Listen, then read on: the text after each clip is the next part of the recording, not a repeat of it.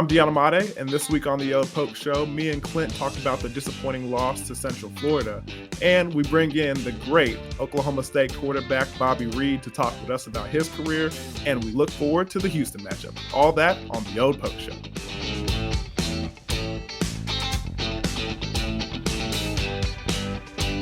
Welcome to the OId Pokes Show. This is the show where we talk to Cowboy legends from the past and the present and review the OSU program going into the future. I'm your host, Deion Imade, alongside my man, Clint Chelf himself, number 10. What's going on, baby? Man, as the elation that we felt last week, it's just pure despair this week. I mean, I can't remember the last time I watched a game like that. Bro, well, actually, I can. It was actually this year. Yeah, you can. Yeah, unfortunately. But everything I'm that pumped could go about wrong, the interview that we have, so that's keeping me going. But other than that, I'm pretty bad. What were you gonna say? My bad. I didn't mean to interrupt you, but like I'm just stuck on that still. Like everything that could go wrong did go wrong in that Murphy's Law type of game, bro. I was just like, it was so disappointing. But yeah, sorry to cut you off there, but yeah, it was just really frustrating to watch. But I'm glad you brought that up, because the one thing I wrote in my notes, the first thing I wrote, what a disaster. And then did you ever read the book? It was a kid's book that we read, Alexander in a Terrible, Horrible, No Good, Very Bad Day. Did you read that book? I remember that book. It was like he slept with gum in his mouth and he wakes up, gums in his hair, and then his older brother's picking on him. The car stuff. It's like all this different stuff. And I was like, man, that's how I felt watching that game. It was like, it's not like we're just getting dominated like we did against South Alabama. It was like we couldn't get out of our way. We could no matter what we did. It was like that Seinfeld, and I don't watch Seinfeld a lot. Mostly it's because my favorite rapper Wale talks about Seinfeld all the time, and there's a skit on one of his albums. He's like, I don't want hope. The hope is what kills you, and he gets it from like the Seinfeld episode. And I was just like, bro, every time I had a little bit of hope, that I would just get crushed again and again, like especially the turnovers. The turnovers were the main thing, like killing your boy's hope. Every time I would get up, I would sit back down. And maybe this was just, I don't know if I'm just an idiot or I was wearing orange glasses or what, but I still had hope even coming out of halftime. Same. 28-0. Same. I still was like, okay, you know why? 24-0, whatever it was. I was like, okay, I feel like the offense has moved the ball, which we can get on into all this. I feel like the offense has moved the ball a little bit. Like we just, we clean up the penalties on in the secondary and, the pre-snap and the offensive, line and quit turning the ball over. And I was like, we're going to make it, 7-0. And then, we got that turnover, but I don't want to get too deep into it because I know we're going to get into it. But to your point about hope, I still had hope coming out of halftime. Here's the thing, and I think the reason why me and you go into situations like that having hope is because of what we did to Texas A&M in 2011. Going in, down by 21, and like again, different offense, different personnel, different, team, but just knowing what's possible in the game of football and knowing that, shoot, we did it. I mean, and we made it look kind of easy. Nobody, sweated. Nobody was. I did make it look easy. I just stood on the sideline, so I made it look pretty easy. I mean, but we were just like, nobody was panicking. Everybody was calm, and we rolled that back out there, and took the dub. So I know it's possible. So I thought maybe it could happen again, but I hope that killed me. It does. So let's get into. You want to start on defense? You want to start? Where do you want to start at? We can go through a little synopsis because we got a great interview that we want to get to. Let's start on defense first. Okay. And the thing that I was definitely concerned about this game when I started looking up some of the numbers and the statistics that I was privy to, and seeing that they had the number 2 and number 5 leading receiver in the Big 12 coming into this game, and that matchup made me a little concerned because I knew Plumlee was coming back from injury and he was getting healthy, and he had been getting healthier ever since that OU game. And it just, with that first win under their belt last week, I was concerned about this offense, being in a position where they could kind of, things were getting easier for them and they're actually picking up momentum. And that's exactly what you saw. First of all, those 2 wide receivers on the outside, those are kind of NFL caliber dudes. And when you have those individuals in this sport, in this game, it makes a world of difference.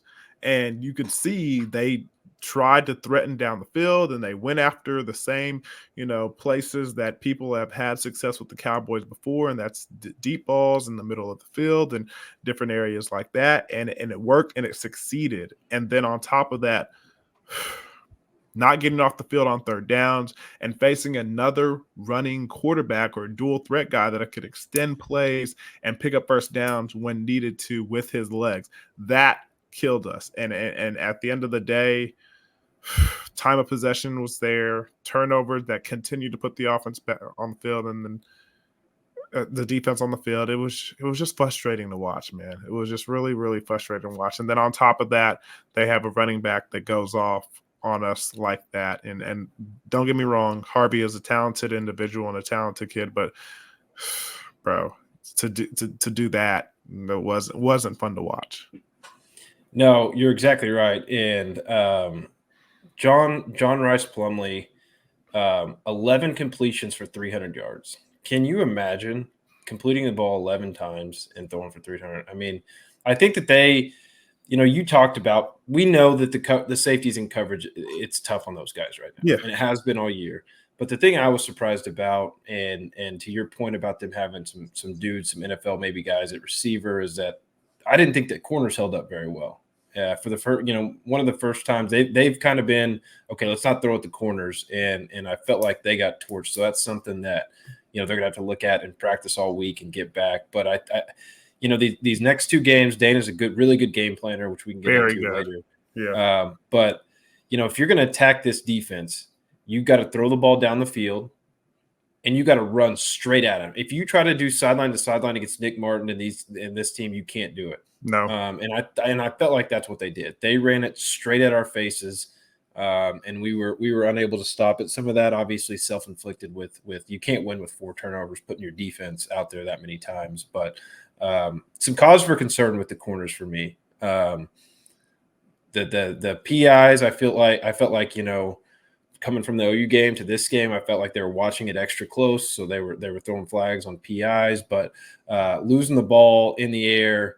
And just losing one-on-one matchups, right? I mean, what we had seen up until this point was some busts in coverage that would allow, mainly by the safeties, big plays. But I feel like we just got beat. And some of those, the first play of the game, they throw it up, 50-50 ball, we go up, they go up, and they get it. It's just like some of those we lost those battles, and those football. Guys are just better. Yeah, those guys were just better that day, and that's going to happen. But RJ Harvey, 206 yards, had a 92-yard rush. Tough to tackle guy. I felt like they exploited some of the safeties coming downhill fast. He's a tough, shifty guy. Made some tackles, made some guys miss. And I think that this is a team, if their quarterback, if Plumlee was healthy all year, would have at least 1 or 2 more wins. I felt like the last 3 weeks, you mentioned it, playing at OU to a 2-point game, winning their first Big 12 game, and then getting us just kind of bad timing, and just when that ball got rolling downhill away from us, you just couldn't stop it, right? And there was one last thing I want to add before we shift over to the offensive side thing. It's just that in this game, you have to be focused. You have to be mentally a part of it. You have to be on your A game every Saturday. Mm-hmm. And if you roll out there with your C or your D game, that's what's going to happen. And I felt like defensively, there was moments in that game where the focus just wasn't there. On one play, we had a safety jump off sides, and because of that, they take a deep shot down the field, and then we have a cornerback stop playing, and dude goes off to the races for a touchdown. Like that you can't lack focus that much. Not this late in the year. Not against, opponents and individual performers like UCF had. Just things gotta have to be cleaned up, and I hope they bounce back from that performance because that was unacceptable. Yeah, and I look at the schedule with Donovan Smith and Houston upcoming.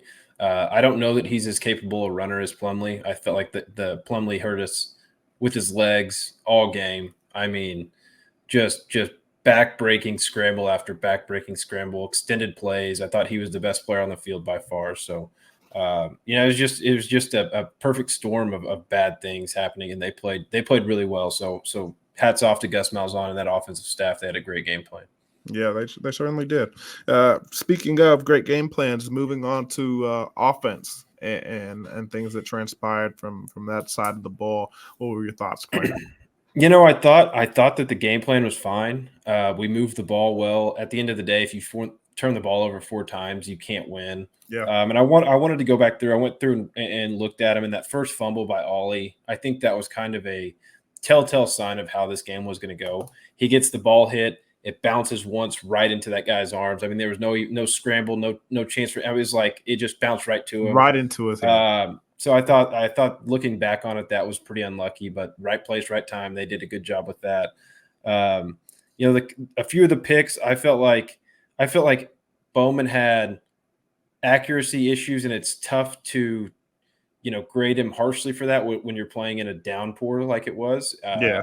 I've tried to throw a ball in the rain like that, and you're down 24-0. It's like you have to throw. Like, that's not easy. And I know nobody wants to hear excuses, but it makes it way hard to throw footballs, and it makes it hard to catch footballs. And I think we saw that with the tipped balls. I thought the first 2, the one to Leon, he's got to stick it more on his body, but ultimately it hit his hands. You've got to make a play for your quarterback. The next one with Rashad Owens over the middle, it was behind him. He had to reach for it a little bit, and it tipped straight up in the air to one of their guys. So, that's a ball that he's got to be more accurate with, but you'd like to see that be caught. And then that last one was just a bad throw, just off his back foot, bad throw. That's the only one that I thought was really, truly, Bowman's fault, was the one that was just a little too high, and because of that, the safety was able to get his hands on. The other ones, it was just good defensive play and players being in the right spot to get their hands on the ball, affect it, put it in the air, and UCF go up and get it. So I mean, I can't fault him too much for all the turnovers, but a couple of them, yeah. I mean, the first one, like you said, that guy, that corner made a great break on it, and he happened to hit it just right, and it popped it straight up. So, I thought the game plan was fine. I thought their game plan for Ollie Gordon was great. They kind of slanted, pinched everybody. They made no rush lanes in the middle, and we know we had some offensive line issues. I think Joe Mahalski was sick, didn't practice all week. And what they did, though, is they had a guy that was just whoever was the edge defender, defensive end, if it was a linebacker, if it was a safety coming down, that did not lose contain. He did not chase. He stood there, and when Ollie tried to bounce it, there was a guy always there. And I thought that was a great plan by their defense. They came in with the same game plan that people have had the last 3 weeks, and that's stop Ollie Gordon. I thought Alan Bowman and the guys answered the bell for the most part. We were moving the ball. Like I mentioned, coming out of halftime, I even felt like, we get a touchdown. We end up settling for a field goal, I believe. We get the ball back, and then we throw that last pick, and then they go 92 yards. And I felt like once that had happened, it was kind of like, man, this just doesn't feel like our day. Not that people laid down. I felt like everybody played hard, but it's like at that point, what do you do? What can you do to stop it at that point, really? Yeah. Question. The running attack and it being slowed down and pretty halted very efficiently by UCF. Do you think it was more the game plan and the scheme defensively by the Golden Knights, or do you feel like it was more to do with the offensive line being unhealthy and things not going their way?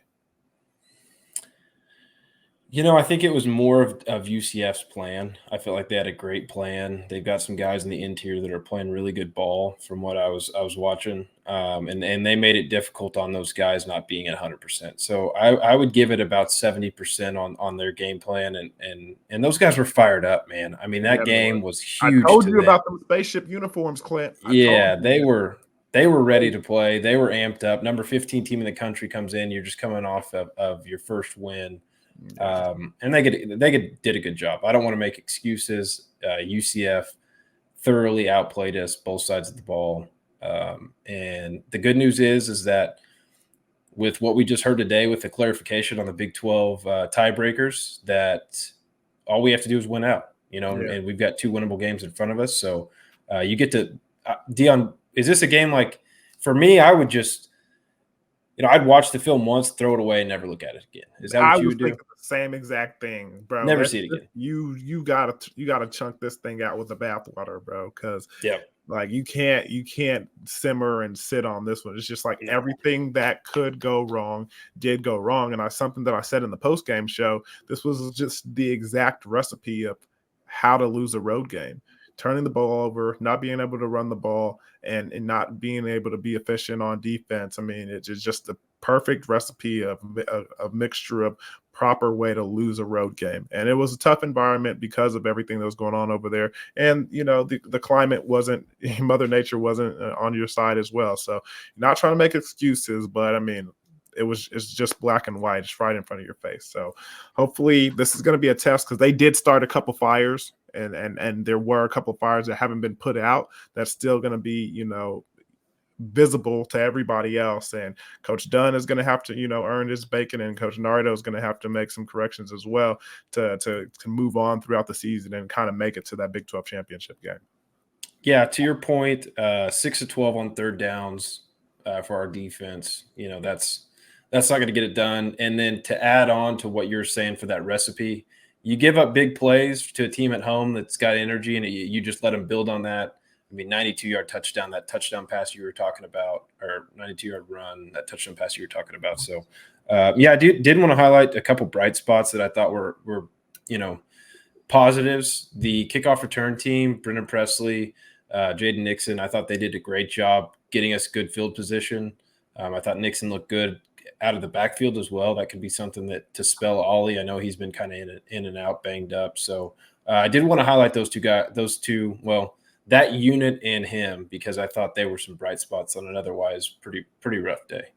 And I can't remember which one of our punters did a great job of mishandling. Like the ball was wet. It was unfortunate, and it was tough to get back there. But he was able to under composure, like grab the ball, avoid a tackler, and then still punt that thing away like that. I don't know if it was Cox or whoever, but he did a good job of staying composed and just getting that thing off, because it was looking disastrous to start. So shout out to the special teams. They gave us some bright spots. Yep. But like you said, Clint, let's go ahead and review it one time and throw that film away, and I'm ready to move on to our next opponent. Yeah, I mean, let's just forget about this one. Hopefully, if you can go ahead and win these next 2 games, then we can all forget about it. So that's the important part.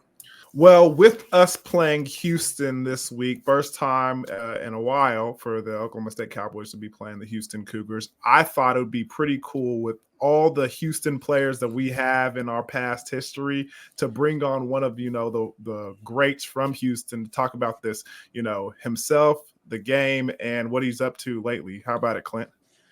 Absolutely, man. This is a guy that I'm super excited to talk to. I got to know him a little bit my last year in Stillwater. He was on staff for a little bit. So great dude. Excited to get some insight from him and catch up and see what he's up to. So let's bring him in.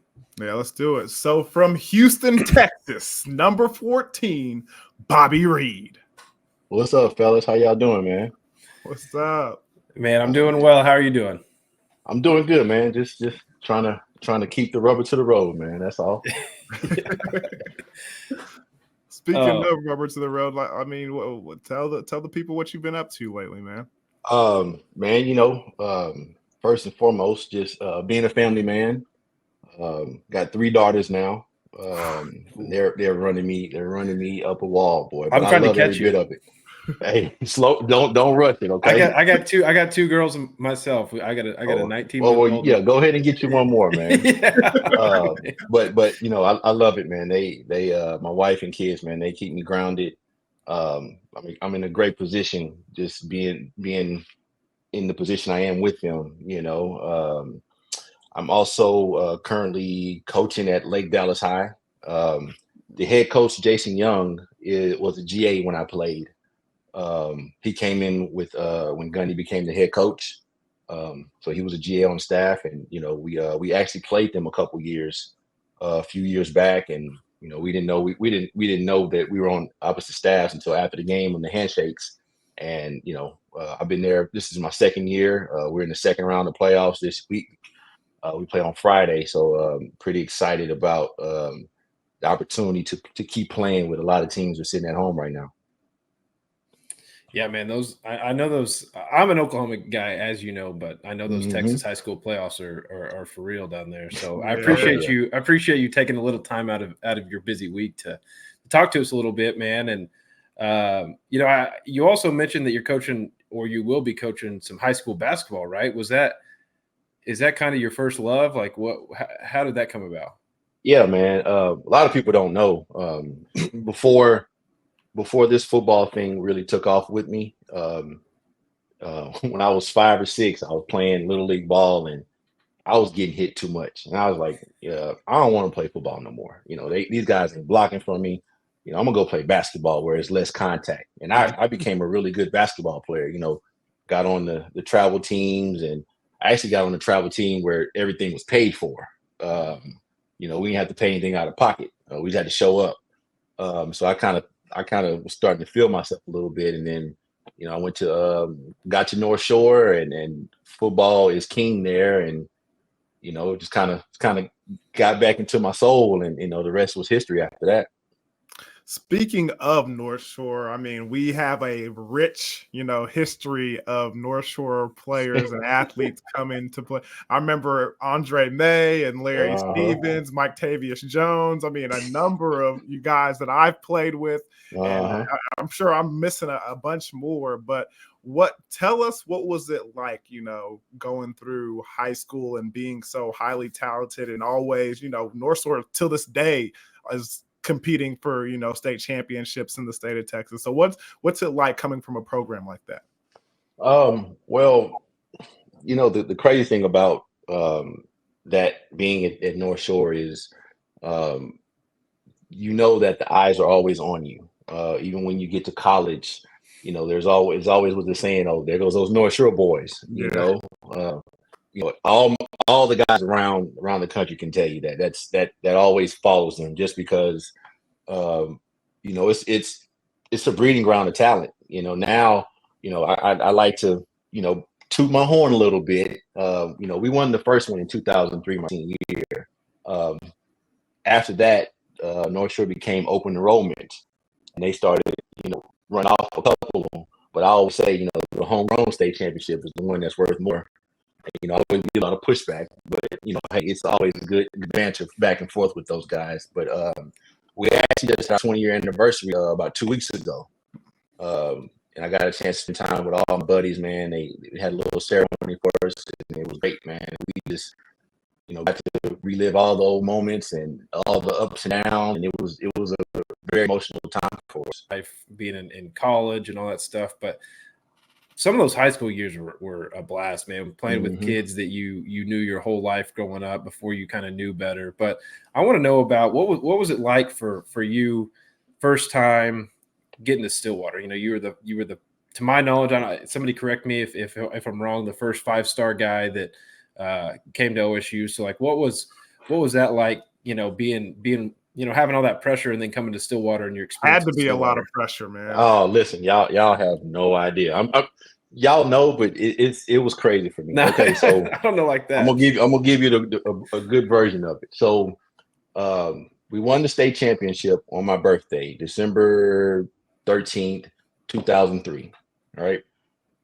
2 weeks later, well, my plan was to go to college in January.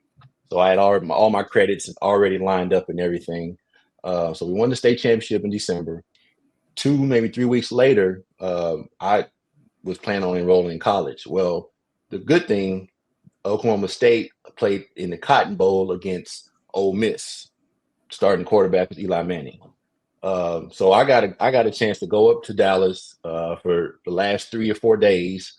Got some bowl money, got bowl gifts. Hell, I still use one of the old bowl suitcases. Y'all know the old bowl mini suitcases. Yeah. When I'm on those overnight trips, I take my bowl suitcase, man. It's a good Samsonite, you know. Yeah. So I'm out there. I get off the bus, get off the plane. They pick me up. I go straight into practice, and the first thing I get into is 7-on-7. And I'm just like, man, what the hell is going on? It's 10 times fast than what I was doing 2 weeks ago. Yikes. Yeah, man, it was wild. So wait, first you graduate, finish playing the state championship. The next, couple of days, you're at a college. I'm in college at a bowl site. Yeah, playing and practicing with college athletes. Man, yeah. I walked in. I had my locker. They, hey, get your North Shore ass up out of here. That's exactly what they said, you know. But it was fun, man. Got to wear my jersey on the sidelines. Just kind of take everything in, and then a week, you get that week off. A week later, I'm in classes, and of course, Nikki and all those ladies down there. They the crazy thing, it was me and 4 of the guys that went that went the early thing. This was before it became popular. Me personally, I felt like I had a good opportunity to win the starting job. Because it was actually me and 2 other freshmen that were already on the team that were there that hadn't played. So I kind of felt like, they got a semester on me, but we're going in the spring together. It's going to be 3 freshmen. So what the academic center people did, they gave me 2 tutors for every single class. World of Word, Learn and Learn. You guys know those classes. Yeah. Learning to learn. Yeah. And the crazy thing about it is, one of those tutors was actually is now my wife. I had a little issue trying to study, so I kind of asked her for a number for some extra study time. And we were friends. Yeah, you know how it go. We remained friends, and she actually played basketball there. Her name is Katharina Turner. She had been there like a year or 2 before I got there. But she helped me out, of course, with the classes. And like I said, we became friends. And when you guys remember when that article came out in 13, maybe 14 of Sports Illustrated? Yeah. Oh yeah. Okay. Yeah. Trust me, I know y'all remember that. Yeah. So when that article came out, she called me, and we've been talking ever since, which is great. Yeah. She's my wife. I love her to death, man. And so go through spring ball. Les Miles had this wonderful idea to let all the freshmen, all the quarterbacks be live bait in the spring game. So rolling out one time, and I got hit. Threw my shoulder into the ground. I ended up tearing my labrum. So after that, like the next day or so, they actually named me the starting quarterback. Well, I go home. I'm having some shoulder pain. Bam! I come back up here. They take me to I think maybe not Ponca City. It took me to Edmond, and I did an X-ray, and they found out my shoulder was tore. Bam! So I had to redshirt that freshman year, which was actually pretty cool because I tell all my guys now, quarterback or anything, redshirting is actually not a bad idea. It lets you get all of that youngster out of you. You get to enjoy life. You get to still have responsibilities, but kind of it teaches you how to grow up a little bit. So I redshirted, and that's the year we played Ohio State, and we looked on that team. Out of 22 starters, 16 of them got drafted in the first 3 rounds. I'm talking Troy Smith, Ted Ginn, Laurinaitis, Vernon Golston, not Ted Ginn, but Santonio Holmes. Yeah, they were pretty. They were loaded. They beat us to death. Oh my goodness, it was like 44-7. But they were really good, man. That was just the first year. I had to. So when you had a labrum surgery, you got to get that strap, and you got to sit in the recliner. Man, I ended up gaining like 40 pounds, and y'all know what happens after that when you come out of rehab. Who you got to go see. Coach Glad. So, yeah, man. Yeah.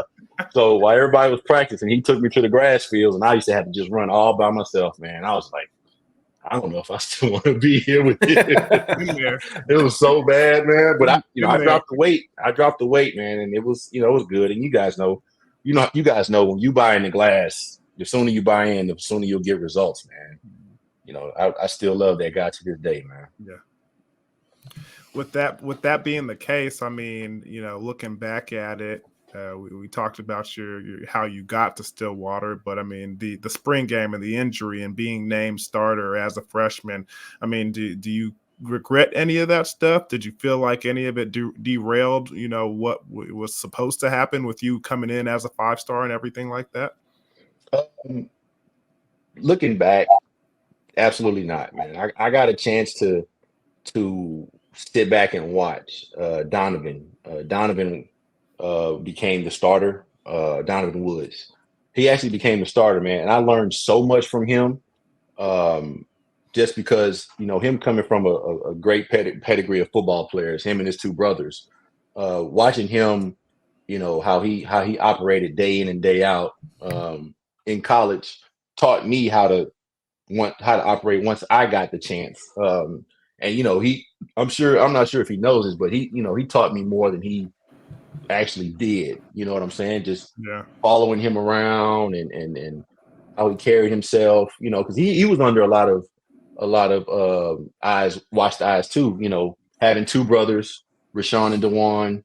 Now, baby boy, what position he's gonna play, is he doing this and doing that? He actually did fairly well. I mean, we ended up going, I think 7-5 that year. And that was back then when we only played 11 games. Yeah. And then I think a couple years after that, they added 12. But yeah, I mean, he led us all the way to a Alamo Bowl game. And we didn't win, but man, like I said, I learned so much from him just being around him. And, I really appreciate him for that, One of those bowl games I was looking up, you guys played Alabama, and I think that's the last time I believe that we've played Alabama, and you guys won that game, right? But that was kind of before they became what we know they are now, right? Yeah, man. So the backstory to that was the year that they were having the coaches issues. It was some stuff going on. I don't I'm getting into all of that, but we ended up winning. It was the Independence Bowl. We had fun because we made fun, and you guys know how bowl games are. We stayed at a Holiday Inn, in Shreveport. Now, I'm sure you guys know about Shreveport. You cross the river, there's hotel, casinos, and all that, right?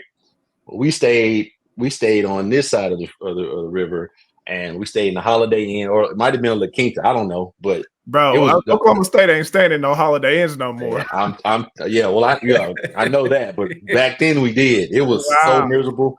Our hospitality room, they had crock pot cheese and chips. That's all they had. I'm serious, man. It was so bad, man. That was the most depressing part about it. But going out there with your buddies, man, for one last time, the last time this team gonna be together, man, it was a thrill, man. Especially beating a prestigious program like Alabama. We were very balanced offensively in the run and pass. I think we were like one of the only 5 teams in the country that averaged 200 on both, and so we just took advantage of it, man. And we had a ball. Just after we won, we celebrated and had fun, man. And we talk about those games all the time, man. Speaking of having fun, it's one of the questions that is pretty common to ask on this show. Is we talk to players all the time, but your favorite moment, playing college football at Oklahoma State, especially on the field or off the field. What kind of comes to mind first with you, Bobby? Man, you know what? It's y'all gonna laugh when I say this, but it wasn't even during football season. It wasn't off season. It was actually during the summer, because that's when you got to get creative. There's nothing going on in Stillwater. You have to. That's when you really become friends. You find out who's creative with you, who likes to have fun. We boxing gloves, water balloon fights. Whatever we could find. We used to take people's tires off their cars and hide them from them. but you guys know how the summer is. Stillwater in the summer, man, it's different. Yeah, it's. I mean, we have every other day we'd have barbecues and the pool.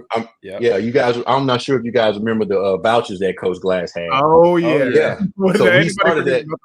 Yeah, so he started that with us, and what we used to do is we used to all just go to the buffet and just get all the food, and they let us take it home, and then we would just cook it and make sides with it and have a barbecue, and everybody would come from all ethnic backgrounds, and it would just be fun, have music and everything, have a car wash. You had to be creative in Stillwater summer. So that was the best. That was the most fun part for me because it was real genuine fun, Yeah, I mean that's kind of the stuff that I remember as well. Obviously, the times on the field are great. Yeah, I was doing a little homework. I try to read up on all our guests a little bit, and I knew a lot about your career, but I didn't know any just straight up statistics. And it looks like against Kansas, you had a game where you threw for 411 with 5 touchdowns and ran in a touchdown. So I have to imagine that felt pretty good. 6 touchdowns in a game. That's pretty solid. Yeah, man. That was a crazy day. So we drove up there. I don't know if y'all know this, but we took 3 shuttle buses, and they were like tour bus style with the flat beds and everything. There was an offensive bus, there was a defensive bus, and then there was I guess a walk-on bus. I don't know what you call it. We drove from Stillwater, stopped in Junction City. We ate. We slept there. Now, mind you, it was 11 o'clock kick. Junction City is an hour and 15 from Lawrence. So y'all can imagine what time we had to get up. Okay. So, we had to get up extra early. We were sleepy. We were tired, man. Gundy let us have it in the halftime. I mean, he punched the wall. He punched the ceiling and he cut his hand open. We was like, man, this dude's crazy as hell, man. What the hell? We better come on before he started punching us. And then, we kind of turned it on after that. But, I tell everybody, man, it was because we had to get up at 4 o'clock in the morning to ride another hour. Just kind of like you guys remember when we played in West Virginia? Yeah. And we had to get up for another hour drive. And fly into Pittsburgh and then bus man, that was horrible. Yeah. So that was a good moment, man. We seemed to be clicking on all cylinders once we started going, man. I enjoyed that. So you kind of got an opportunity to play for Coach Gundy and play for Les Miles, and then even have Gundy as a coordinator. I was kind of curious from that aspect. I mean, what's the difference between, first of all, Coach Gundy and Les Miles, and then what's the difference between Coach Gundy as a coordinator and a head coach? I would say Les Miles was he didn't care only thing he cared about was winning. And what I meant by that was if you were hurt, you didn't even have to show up to practice. He didn't care. He didn't care about you. So practice would be thin. We get later on down the season, 10, 15 guys hurt, you got to show up. He only cared about the people that were going to play on Saturdays, that were going to travel. Gundy came in with a little bit of he was the coordinator at the time, but when they gave him the nod, he came in with new energy. All that kooky dancing and shit he does. He did all that back in the day. But I understand why. We're just trying to get everybody's attention. We had our little people wouldn't know, but it was a little bit of an issue between me and him. I think it was like 2007 year. After we beat Alabama, we come back another year to try to make another run. And then, the whole, I'm a man, I'm 40 thing. People on the outside saw it as he was defending me. But, on the back, in the behind closed doors, my starting position was all over the place. And I actually had lost it that game. And with that happening and all that, social media slowly ramping up. I'll give you guys a little old school history of mine. Facebook had just started, and the only way to get Facebook, you had to have a college email. So this was like I remember that from the movie. I remember that from the movie. Yeah, this was like 2004, man, and we thought we was big time. And then they, they started, of course, evolving from that. But the way I saw it on TV, man, it just kind of threw me into depression, and on top of losing my job. So I'm trying to, you get into that zone where, if I quit, I'm about to graduate. Should I quit? Or I can't just go home. I got to have a plan. And back then, if you try to transfer, you had to sit out. You had to sit out 2 years. So I was like, man, I'm not going nowhere. I'm gonna try to ride this thing out. And so got back on the team. We ended up finishing, I think like 7-5 or something like that. We ended up playing in the Independence Bowl, not the Independence Bowl, the Insight Bowl, which is the Cactus City Bowl that you guys played in, the same exact bowl. And so, years go by, I go back up there, and me and Gundy have a sit down, and I basically kind of told him, like, I didn't like how it was handled. I felt like that whole thing on TV was kind of a front show, and as soon as he started talking, man, he was very apologetic. He basically just saying, hey, I wish I can go back in time, because I wouldn't have handled it that way. I wouldn't have made a big scene. We would have just done it behind closed doors, and that was never my intention, to bestow that stress on you. And I was like, looking back, Gundy, when Les Miles left for LSU, after the bowl game, you called me and you was like, hey, I want you to, help me take this program off. And I told you I was all in. And so I kind of felt a little bit betrayed, and he was very apologetic. Like that was definitely not the way, I wanted to be.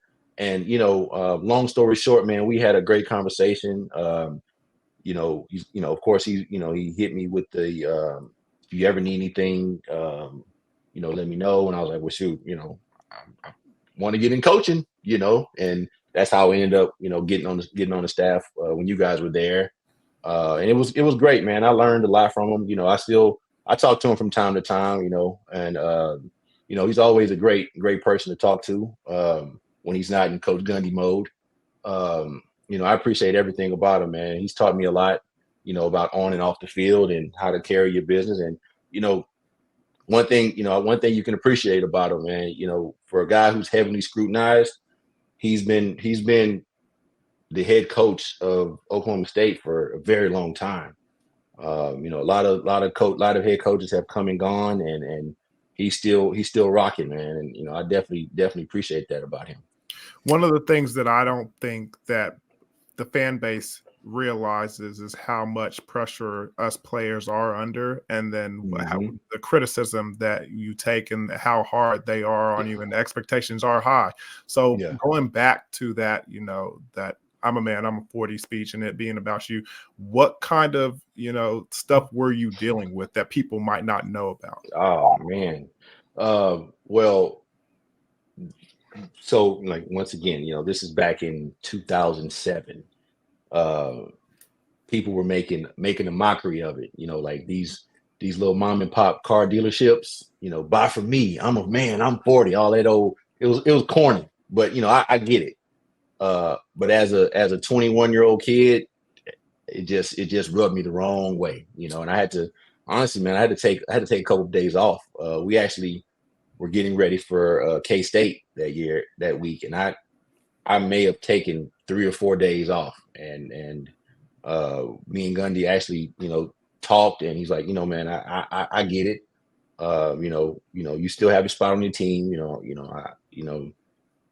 thank you for not doing anything, stupid, causing a big scene, or, how stuff can turn bad for some people. But, I told him, no, it wasn't going that way. I didn't have any of those intentions like that. It was just, I didn't know how to handle this as a 21-year-old young man. all my life I've been the guy. I've been the starting quarterback. And then now something gets taken away from me. This whole thing gets misinterpreted, and my world is over. And like I said, I stayed in my room for 4 days straight. I didn't eat. I mean, I ate like, snacks, but I didn't eat food like I was supposed to eat, like training table food. You know what I'm saying? But it was a lesson. It was a lesson learned in all of this. Like I tell all my guys now, man, you guys have to experience college. College, whether you play ball or not, man, it prepares you for the real world.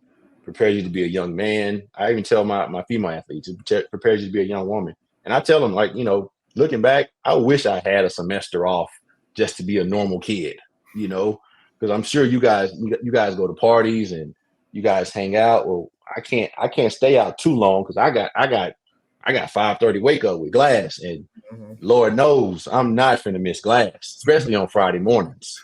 We go party on Thursday, but Friday morning, baby, everybody's sleeping. We in the damn stadium steps, and I'm just, I still have nightmares from waking up and missing, because you miss anything with Glass, that's your butt, man.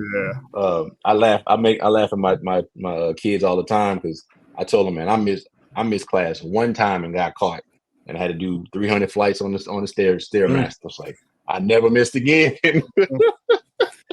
That's so bad, man. That is punishment. It's brutal. I had a class one year that just happened to overlap, so I had to show up late because it was a master's class, and I was like, I can't reschedule this class. But Clint, I remember that because we were on the Stairmaster together.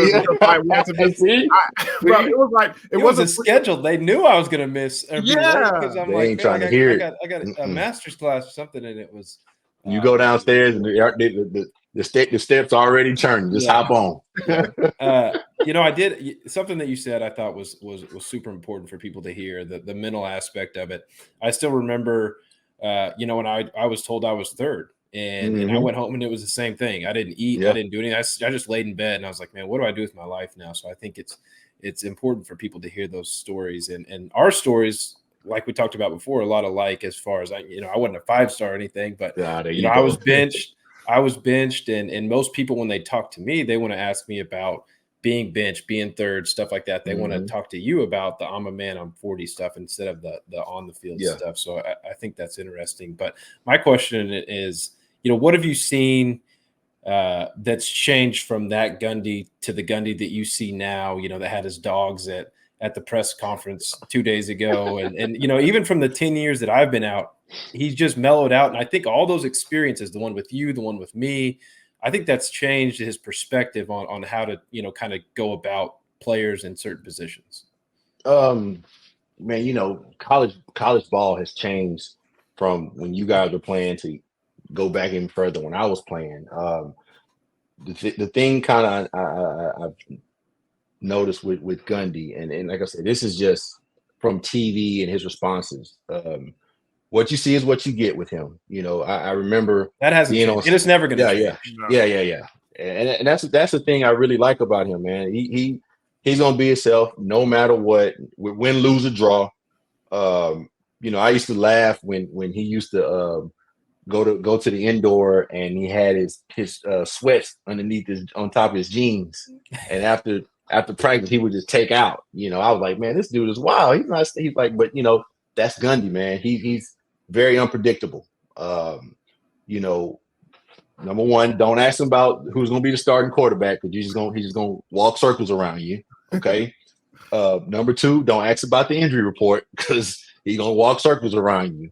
And he's been doing that since he became the head guy. And like I said, for a guy to stay so consistent and be the head coach of my alma mater, man, I the utmost respect for him, man. Anything he needs, man, he knows he can call me. I'm a big fan. I love watching the games. I love talking to you guys, man. You guys are players now. You guys are grown men with families and stuff, and jobs and careers, man. It's great how one guy and his beliefs affected us in so many ways. I always hear his voice every time I see with, people getting in trouble after 12 o'clock. He always says, nothing good happens after Nothing 12, good right? happens after Yeah. 12. So Yeah. that's still in the back of my head, not saying that I'm out after 12, but just when I see kids that are out in trouble and stuff, I always hear his voice. Nothing good happens after 12, man. And, I love the thing about him. I love is just the consistency, man. He's been preaching those same things since day one when he became the head coach.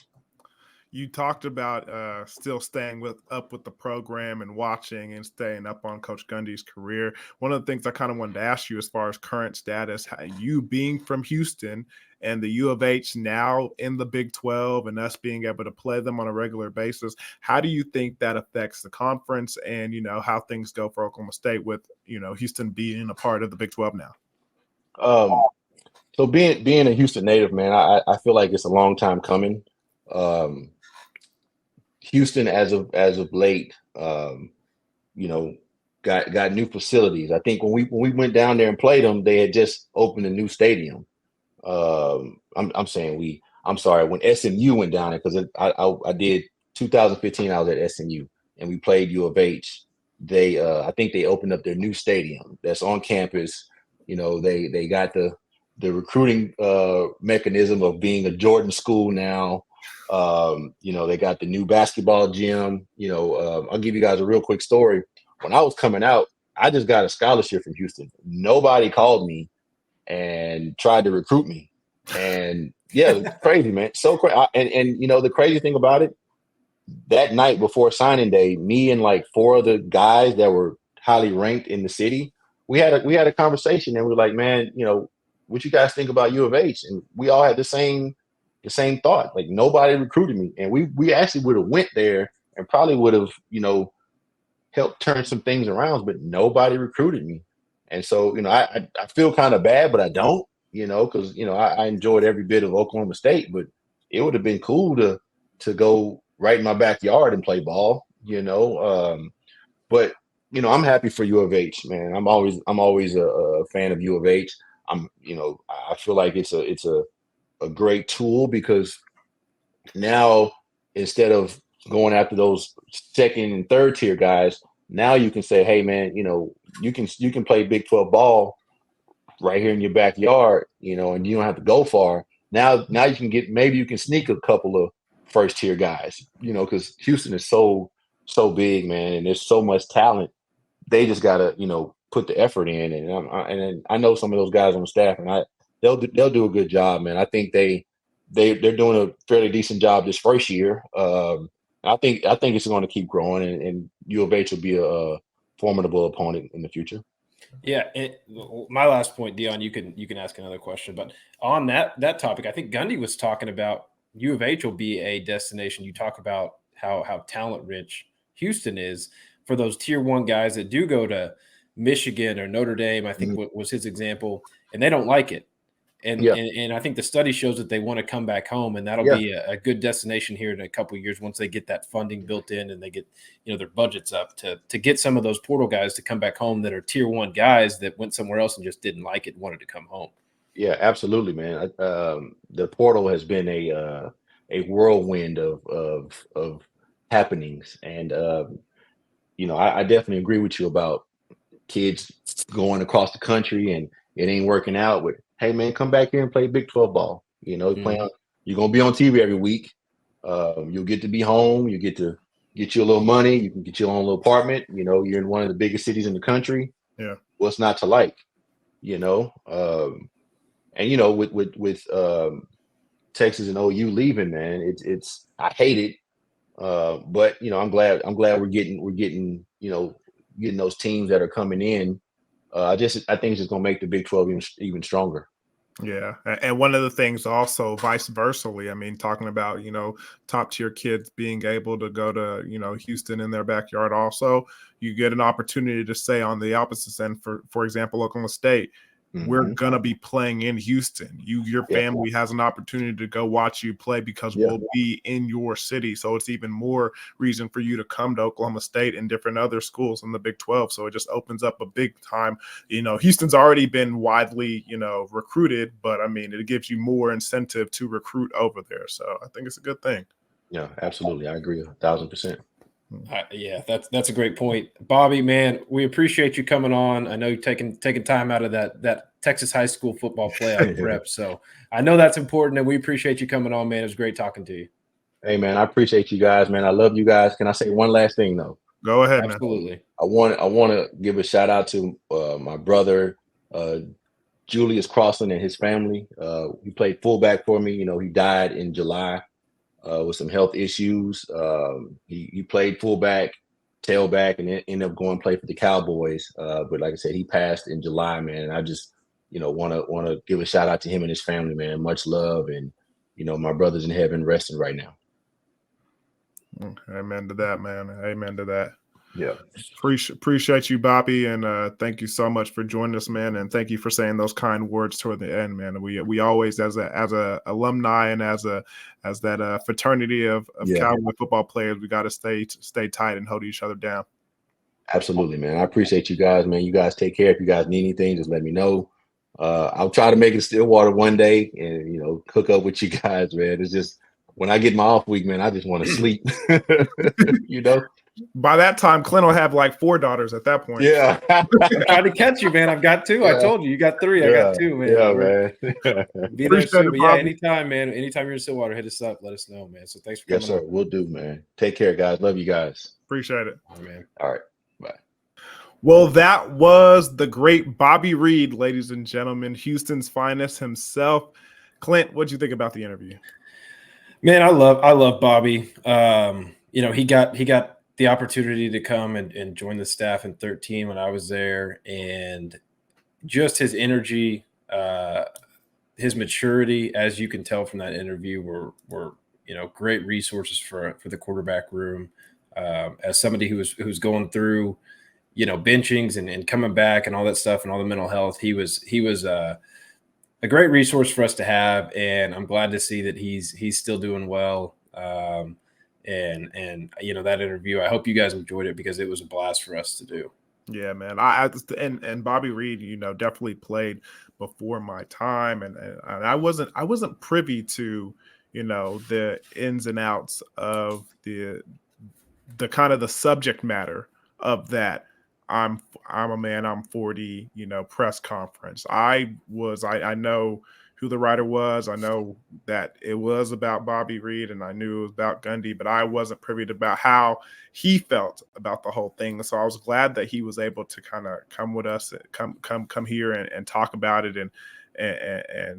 and share how it truly made him feel. And that's, a lesson to everybody who, roots for these kids on Saturdays and puts these things on message boards and different things like that. I mean, these are people, these are young adults that are trying and learning to get through life with, this pressure and this adversity, and it makes a difference on how you treat them, especially on the heels of this weekend from, with everything going on over there at Ole Miss. I mean, bro, this stuff is not just, games for everybody. This is life. And so it's important to know that. So I'm glad Bobby was able to share that with us. Yeah, I think that's well said. Like I said, I've been through some of those same situations, and I'm happy that I came through them, but the resources and the difference between then and now are completely different. And I'm glad that they are provided to players because it's stressful and it's something you've worked your whole life for, and sometimes it gets taken away, and you never know how it's going to affect you. So it's a great conversation to have, and I'm glad we got to have it on here, for you guys to listen to. Yeah, for sure. With that being said, I mean, we might as well move on to the matchup that we have this week. I mean, last week is over and done with, and it was time to move on to the University of Houston, huh, Clint? Yeah, familiar foe approaches, and Dana Holgorsen, and even to some extent Donovan Smith at quarterback. We obviously know, I know Dana very well. I know he's going to scheme up and watch. I sat in film rooms with him, and I know what he's going to break down and what he's going to say about this defense's performance this last week. It would actually be great for people to hear because it would be hilarious.